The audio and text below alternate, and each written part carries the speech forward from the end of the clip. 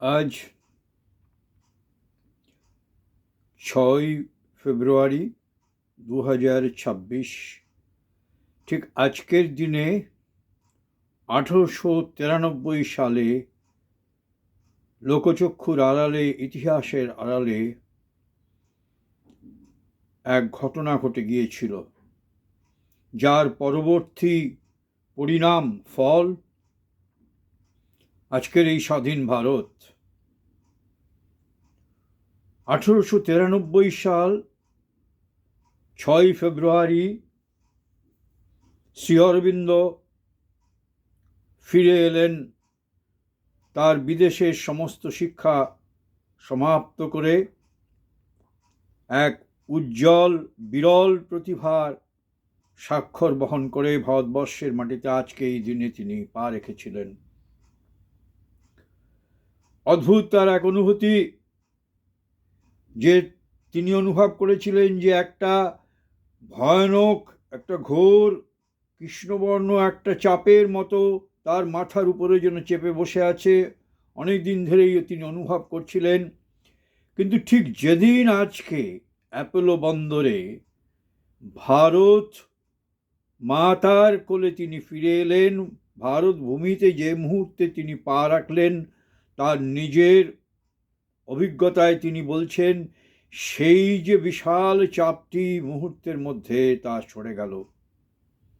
এই হচ্ছে ভারত ভূমি, দেবভূমি। এসে দেখছেন অবস্থা খুবই খারাপ। সারা ভারতের জনগণ একজন গভীর তামস এর দ্বারা তারা আচ্ছন্ন হয়ে আছে। আর ওদিকে জাতীয়তাবাদী একমাত্র কংগ্রেস দল, যারা প্রেয়ার অ্যান্ড পিটিশনসের মধ্যেই আবদ্ধ,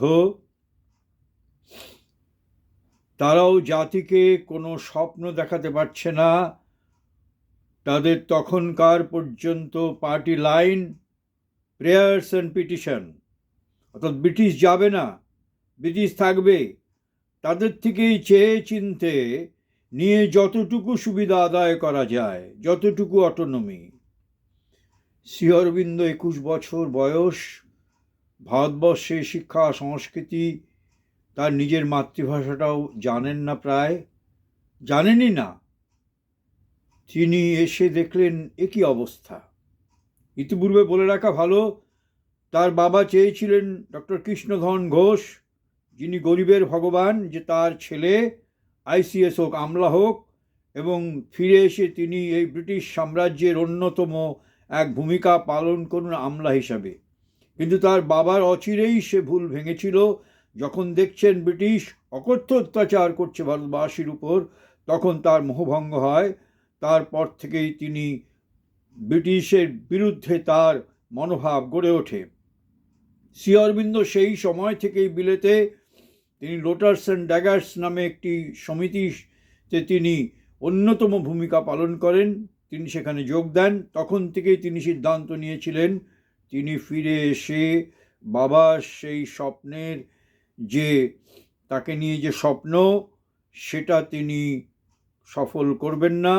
তার জীবন দেশমাতৃকার জন্য বলি প্রদত্ত।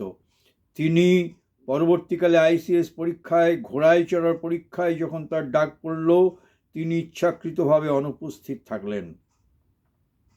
ফিরে যাই 1893 সালে 6 ফেব্রুয়ারির পর তিনি যখন বরোদা মহারাজের সচিবের চাকরি নিয়েছেন এবং বরোদা কলেজের তিনি যখন অধ্যাপনা করছেন, তখন থেকেই তিনি সিদ্ধান্ত নিলেন জাতিকে তিনি পথ দেখাবেন। এই অবস্থা চলতে পারে না। তখন তিনি কলম ধরলেন নিউ ল্যান্ডস ফর ওল্ড। সেইখানে তিনি লিখলেন যে কংগ্রেস একটা জাতীয়তাবাদী দল, এ প্রেয়ার্স অ্যান্ড পিটিশন ছাড়া এরা কিচ্ছু করবে না। আর উকিল ব্যারিস্টারের দল, শৌখিন দল, এরা কখনো জনমানুষের মধ্যে গিয়ে তাদের আশা আকাঙ্ক্ষার দাবি তুলে ধরে স্বরাজ, পূর্ণ স্বাধীনতার কথা কখনোই বলবেন না। তিনি সেই কাজটি তার নিউ ল্যাম্পস ফর ওল্ডে তিনি বললেন। এক জায়গায় বলছেন, দেখো এক অন্ধ যদি আর এক অন্ধকে পথ দেখায় তাহলে দুজনের কি অবস্থা হবে? খানাখন্দের মধ্যে গিয়ে দুজনেই ভূপতিত হবে। এক অন্ধকে রাজনৈতিকভাবে অসচেতন এই বিপুল জনগণ, আর এক অন্ধ হচ্ছে এই জাতীয়তাবাদী কংগ্রেস। জাতীয়তাবাদী কংগ্রেসের কাছ জনগণের যে প্রত্যাশা সে কোনোদিনই পূরণ হবে না। তারপরে ইতিহাস, কে 21 বছরের যুবক যিনি একটা ভিসুভিয়াস অগ্নিয়গিরির মতো তিনি যেন এক উদ্গীরণ সারা ভারতবর্ষের মধ্যে ছড়িয়ে দিলেন। সেই লাভা, সেই তপ্ত লাভা, বিপ্লবের পূর্ণ স্বরাজের মন্ত্র। তারপরেই খোঁজ নিয়ে জানা গেল যে তিনি আর কেউ নাই, বিরত ফেরত সেই বিপুল প্রতিভাধর সেই অরবিন্দ ঘোষ। তারপর পত্রিকা বন্ধ হয়ে গেল চাপের ফলে, শাসকের চাপের ফলে, প্রকাশকের চাপের ফলে। দীর্ঘকাল পরে তিনি ফিরে এলেন শেষ অবস্থায় বাংলায়, সেই সমস্ত বড়দার চাকরি ছেড়ে দিয়ে বাংলাকে নেতৃত্ব দেবেন বলে তিনি চলে এলেন বাংলায়। এবং তিনি জাতীয় কলেজের প্রথম অধ্যক্ষ হন। রবীন্দ্রনাথ প্রমুখরা ভেবেছিলেন দেশ তো স্বাধীন হবে, স্বাধীনতার পর কোন সংস্কৃতি, কোন শিক্ষা দীক্ষা, কোন মূল্যবোধের উপর দেশের স্বাধীনতা, দেশের সংস্কৃতি, দেশের সভ্যতা গড়ে উঠবে। তাই চাই একটি জাতীয় মহাবিদ্যালয়, বেঙ্গল ন্যাশনাল কলেজ। তখন তারা সিদ্ধান্ত নিলেন আর কে হবেন, বেঙ্গল ন্যাশনাল কলেজের প্রথম অধ্যক্ষ হবেন জাতির আচার্য, অগ্নিযুগের ঋষি শ্রী অরবিন্দ। তাকেই তার জন্মদিনে 1972 সালে যে তার জন্মদিন 15ই আগস্ট, সেই 15ই আগস্টের দিনই তাকে সেই জাতীয় কলেজের অধ্যক্ষ হিসাবে নির্বাচিত করেন। অচিরেই তিনি জাতীয় কলেজের অধ্যক্ষ পদ থেকে পদত্যাগ করেন। মূলত যেটা বলা হয় একটি কারণে, যে তিনি যদি কলেজে থাকেন তাহলে তিনি দেশকে নেতৃত্ব দেবেন, ফলে ব্রিটিশের সমস্ত রোষ এসে গিয়ে পড়বে কলেজের উপরে, ফলে কলেজ সাফার করবে। এটি একটি কারণ। অন্য একটি কারণ বলা হয় কর্তৃপক্ষের সাথে তার নাকি বিশ্ববিদ্যালয়ের যে ভবিষ্যৎ, তার যে স্বপ্ন শিক্ষা নিয়ে, ভবিষ্যতের শিক্ষা, ভারতের শিক্ষা, সনাতন শিক্ষা, আধুনিকতার ভিত্তিতে, সেইটার থেকে যেন লক্ষ্যচ্যুত হচ্ছে, এরকম একটি তথ্য পাওয়া যায়। দুটি কারণে মূলত তিনি পদত্যাগ করলেন। কিন্তু পদত্যাগ করলেও তিনি যে সিস্টেম অফ ন্যাশনাল এডুকেশন দিয়েছিলেন পরবর্তীকালে, যে একটা জাতির শিক্ষা ব্যবস্থার মূল নীতি কী হবে, তার ভিত কী হবে, তার অভিমুখ কী হবে, আজকে সেটা বিস্মৃত সাধারণ মানুষ। সেইখানেই তিনি ব্যক্ত করেছেন যে লর্ড ম্যাকলে যে প্রাচীন ভারতের শিক্ষার মেরুদণ্ডটাকে ভেঙে দিলেন, এবং কেন তিনি নতুন শিক্ষা ব্যবস্থা চালু করে কেরানিকুল তৈরি করবেন, বড়জোর কিছু উচ্চশিক্ষিত কিছু আমলা তৈরি করবেন যারা দেশ শাসন করবেন, এই ছিল উদ্দেশ্য। যদিও তার আগে রামমোহন চেয়েছিলেন ভারতবর্ষে ইংরেজি শিক্ষা প্রচলিত হোক, ভারতবর্ষে যে সংস্কৃত শিক্ষা ভিত্তিক যে শিক্ষা ব্যবস্থা সেটার পরিবর্তে রামমোহন ভেবেছিলেন যে সংস্কৃত শিক্ষার যে ভিত্তি, সেখানে উপনিষদ, বেদ, শাস্ত্র এগুলোই শেখানো হয়, কিন্তু আধুনিক যে বিজ্ঞান, আধুনিক শিল্প সাহিত্য শেখানো হয় না। সেই জন্য রামমোহন প্রথম ব্রিটিশ রাজকে তিনি অনুরোধ করেছিলেন ইংরেজি শিক্ষা প্রবর্তন করতে, কিন্তু রামমোহন যেটা করেছিলেন তাতে সুফল মিলেছে। কিন্তু দেখা গেছে তার পিছনে যে বিজ্ঞানের প্রসার হয়নি সেই সময় ইংরেজি শিক্ষার প্রচলনের ফলে, আমরা যদি সেই ইতিহাস দেখি, এবং একটা শ্রেণী ভুলে গিয়েছে তার জাতীয় শিকড়, জাতীয় সংস্কৃতি, জাতীয় ঐতিহ্য। যদিও এর মধ্যে ব্যতিক্রমী অনেক উচ্চশিক্ষিতরা এই শিক্ষায় শিক্ষিত হয়ে তারা শেষ পর্যন্ত স্বাধীনতা সংগ্রামে নেতৃত্ব দিয়েছিলেন, কিন্তু সে সংখ্যা অত্যন্ত কম। ফলে কি হলো, লর্ড ম্যাকলে প্রতিষ্ঠিত ভারতবর্ষে শিক্ষা স্বাধীনতার পরে আজও চলছে একটু পরিমার্জন করে, এবং ফলে আমাদের যে দেশের সভ্যতা, আমাদের সংস্কৃতি, আমাদের বিজ্ঞান, আমাদের ভাস্কর্য, আমাদের শিল্পকলা, সেটির উপর গুরুত্ব না দিয়ে আমরা সব সময় শিক্ষিতরা পাশ্চাত্যের দিকে তাকিয়েছি, এবং আমরা ইউরোপিয়ান এফ হয়েছি শ্রী অরবিন্দের কথায়, এবং যার পরিণতি আজকে এবং ভোগবাদী শিক্ষা, ব্যবহারিক শিক্ষা, উপযোগিতামূলক শিক্ষার যে প্রচলন, আমরা রুট ভুলে গিয়েছি। সেই প্রাচীন শিক্ষা আজকে আধুনিক বিজ্ঞানের দৌলতে, আবিষ্কারের দৌলতে বেরোচ্ছে যে ভারতবর্ষ কী না দিয়েছিল সেই সময়। নীতিশাস্ত্র, সাহিত্য, শিল্প, সঙ্গীত, ভাস্কর্য, পদার্থবিজ্ঞান, শাস্ত্রবিদ্যা, শল্যবিদ্যা, কী না আজকে তো বেরিয়েছে, মোটা মোটা গ্রন্থ বেরোচ্ছে সেই সব। আজকে যদি এমনকি স্বাধীনোত্তর কালেও শ্রী অরবিন্দ যেটা চেয়েছিলেন যে আমরা তিনি যে সিস্টেম অফ ন্যাশনাল, তার ভিত্তিতে যদি ভারতবর্ষকে গড়ে তোলা যেত, তাহলে আজকের এই ছাত্র সমাজ, শিক্ষিত শ্রেণী অবস্থা, আজকে ভারতবর্ষের অতীতকে উপেক্ষা করে যে গণতান্ত্রিক মডেল তৈরি করা হয়েছে, তখনই শ্রী অরবিন্দ বলেছিলেন ইট উইল ফেইল। তার কারণ এই পাশ্চাত্য অনুকরণ প্রিয়তার ভিত্তিক যে গণতন্ত্র, যে শিক্ষা ব্যবস্থা, সেটা ভারতীয় আত্মার পক্ষে উপযোগী নয়, ভারতীয় ইন্ডিয়ান সাইকিকের জন্য এটা উপযুক্ত নয়।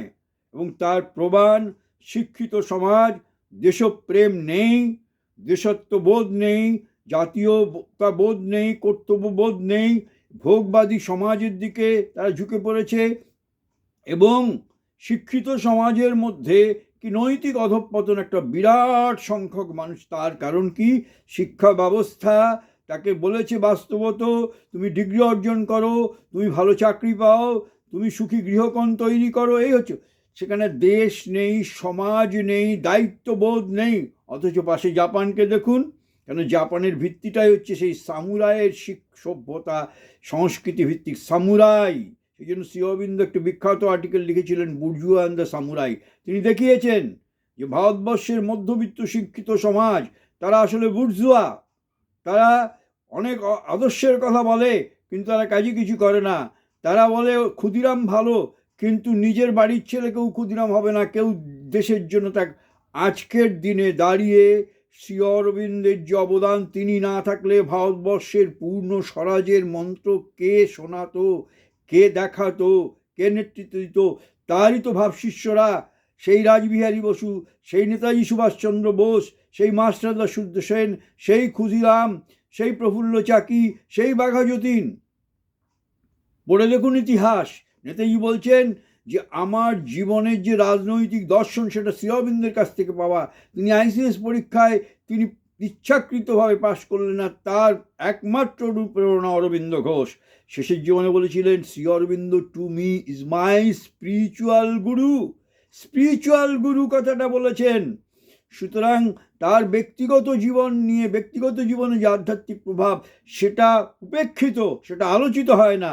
তার বাইরে শৌর্যবীর্য, সেই শৌর্যবীর্যকে যে চালনা করবে, যে ধী শক্তি, যে আধ্যাত্মিক চেতনা, সেটাই তো ছিল নেতাজির ভিত্তি। মাই পিলগ্রিমেজ পড়ুন, অটোবায়োগ্রাফি পড়ুন, সে তার দেখুন তার সত্তাটি কি ছিল। তিনি যখন সেই আইনের সংগ্রামে তিনি অবতীর্ণ, তখনও তিনি ধ্যান করছেন। তার আত্মকথায় তিনি লিখছেন, তিনি বলছেন দাদা শরৎচন্দ্র বসুকে মান্দালয় জেল দেখে, যে দেখো আমি ভাবছি স্বাধীন হওয়ার পরে দেশটার কী হবে। আমার সামনে পাশ্চাত্য দর্শন আছে, আমার মাথার উপরে রয়েছেন শ্রীরামকৃষ্ণ, বিবেকানন্দ এবং শঙ্করাচার্য, বিপুল প্রভাব, তাও আমি বুঝতে পারছি না। অবশেষে শ্রী অরবিন্দের লেখা আমার কাছে এসে গেল। তিনি আর্য পত্রিকায় যা লিখেছেন, শ্রীনাথ যাকে লিখেছেন foundation of Indian culture, human cycle, idol of humanity, তার সমস্ত বেদ উপনিষদ, লাইফ ডিভাইন। নেতাজি দাদাকে লিখছেন সেই চিঠিতে, পড়ে আমি একটা দিশা পেলাম। এবং এই শতাব্দীর আদর্শ মানব গুরু শ্রী অরবিন্দ। প্রত্যেক জাতির একটা শতাব্দীতে থাকা উচিত। শ্রী অরবিন্দ হচ্ছেন সেই মানব গুরু, একথা তিনি দাদাকে লিখেছিলেন। আজকের দিনে তিনি ফিরে এসেছিলেন, ভারতবর্ষকে নেতৃত্ব দিয়েছিলেন, দিশা দিয়েছিলেন জাতীয় শিক্ষার অভিমুখ কী হবে, তা তিনি প্রথম। পৃথিবীতে আজকে গ্লোবাল এডুকেশন নিয়ে যে চর্চা হচ্ছে, তার ভিত্তিটাই শ্রী অরবিন্দ দিয়েছেন। গ্লোবাল এডুকেশন নিয়ে যে গবেষণা হচ্ছে বিদেশে, আমি পড়তে গিয়ে দেখেছি বিদেশি শিক্ষিত শিক্ষক গবেষকরা শ্রী অরবিন্দের এডুকেশন সিস্টেমের কথা উল্লেখ করছেন। তারা একটা সময় এই নিয়ে আমি কাজ করেছিলাম। তো আজকের দিনে আমরা যেন বিস্তৃত নয়, প্রচারের আলোয় তিনি নেই। তিনি পিছন দিকে প্রচার সর্বস্ব যে নেতৃবৃন্দের গলায় মালা চড়ানো হয়, স্ট্যাচু করা হয়, শ্রী অরবিন্দ না থাকলেই ভারতবর্ষকে কে স্বপ্ন দেখাতো, কে পথ দেখাতো, কারা সেই সেই বিপ্লবীরা? তারা শ্রী অরবিন্দের স্বপ্নে উদ্বুদ্ধ হয়ে প্রত্যক্ষ রাসবিহারী বসু বলতেন শ্রী অরবিন্দকে, মাই ফাদার, আমার পিতা। এই তাকে আজকে প্রয়োজন। স্বাধীনতার পরে বিশ্ব ব্যবস্থা কী হবে, তার গতিপ্রগতি, কমিউনিজমের ভবিষ্যৎ কী হবে, আইডল অফ হিউম্যানিটি, আদর্শমান, সমস্ত কিছু তিনি লিখেছেন। আজকে দেখছি যে পৃথিবী যেন সেই সমস্যাগুলোয় পীড়িত, এবং তার দিশা তিনি যা দিয়েছেন সেই দিকে যেন যাচ্ছে অচেতনে বা সচেতনে। অনেক সংস্কার, অনেক অন্ধকার, অনেক সমস্যার মধ্য দিয়েও, কিন্তু তাকে পেতেই হবে। তিনি হচ্ছেন অগ্নিযুগের ঋষি রমারোলা, যিনি ফরাসি নোবেল লরিয়েট, ভারতবর্ষের মানুষের কাছে যিনি সমাদৃত, শ্রীরামকৃষ্ণের অন্যতম জীবনীকার। তিনি শ্রী অরবিন্দ পরে বিমোহিত হয়ে গেলেন। তাই তো বললেন, Sri Aurobindo is the greatest synthesis of the genius of the East and the genius of the West. সেই সর্বসমন্বয়ী প্রতিভা, ম্যাটার অ্যান্ড স্পিরিটের, তার আলোকে রাজনীতি, শিল্প, সাহিত্য, মানব জীবন, শিক্ষাদর্শ, বাণিজ্য কী হবে, তিনি তার মূল ভিতটা রেখে গেছেন। আজকের দিনে নতুন করে চর্চিত হোক শিক্ষা ব্যবস্থায় তার লেখা, তার সাহিত্য, তিনি ছিলেন মহাকবি। এই দৃশ্যমান এই সৃষ্টির আড়ালে যে অদৃশ্যমান জগৎ শক্তিরা খেলা করে, সেই সম্বন্ধে তিনি যোগীর চেতনা দিয়ে যা প্রত্যক্ষ করেছিলেন দিনের পর দিন, তাই সাবিত্রী মহাকাব্যে লিখেছেন। সেই জন্য বলছেন সাবিত্রী মহাকাব্য হচ্ছে it is a recordation of his seeing. তিনি যা দেখেছেন তাই মহাকাব্যে ব্যক্ত করেছেন। যে আমরা যে কথা বলি, আমরা রেগে যাই, আমাদের ভিতরে অজ্ঞানের শক্তি রাজত্ব করে, এর আড়ালে অদৃশ্য সেই শক্তির জগৎ রয়েছে। যেমন আমরা বিজ্ঞানের সেই অনুবীক্ষণিক সেই এলিমেন্টসগুলো, নিউট্রন, প্রোটন, পজিট্রন, এগুলোকে যেমন চাক্ষুষ দেখতে পাই না, এদের অস্তিত্ব আছে, তেমনি এই সমস্ত শক্তির অস্তিত্ব আছে। তাই নিয়ে তিনি সাবিত্রী মহাকাব্য লিখেছেন। সে এক কাহিনী, সে এক কাহিনী। সুতরাং আজকের দিনে নতুন করে যখন সমস্ত জিনিসটা মুখ থুবড়ে পড়ছে, বিশ্ব সভ্যতা, জাতীয় শিক্ষা, রাজ্যের এই রাজনৈতিক দুরাচার, এই তার ভিত্তিটা কি হবে? নৈতিক ভিত্তি, চারিত্রিক ভিত্তি, জীবনের ভিত্তি, তার সায়েন্স অফ লিভিং কি হবে, সেটা শ্রী অরবিন্দ পরতে পরতে রেখে গেছেন। সেই বিপুল সাহিত্য আমাদের মতো করে চর্চিত হোক, ছাত্রদের জন্য তার পরিষদ তৈরি হোক, শিক্ষা ব্যবস্থার মধ্যে। আজকে যে কোনো অবিশ্বাসীকে বলবো শুধু শ্রী অরবিন্দের লিটারেচারগুলো সামনে নিয়ে পড়তে, বিশ্বাস করতে হবে না, পড়ে দেখুন কি ক্রান্তদর্শিতা, কি দূরদর্শিতা, কি কালজয়ী দৃষ্টি তার ছিল। আজকে যেন মিলে যাচ্ছে সব কিছু। সুতরাং আজকের দিনে অসীম কৃতজ্ঞতায় সকলের হয়ে, দেশের হয়ে, রাজ্যের হয়ে আমরা স্মরণ করব সেই মহামানবকে, সেই অগ্নিযুগের ঋষিকে, সেই বিরল প্রতিভা যিনি আজকে ভারতের মাটিতে পা দিয়েছিলেন। ভারত তার পর থেকেই তার যে নিয়তি পরিবর্তনের জন্য সূচনা হলো আজকের এই দিনটি থেকেই। আজকের দিনে তাকে আমাদের প্রণতি, নমস্কার।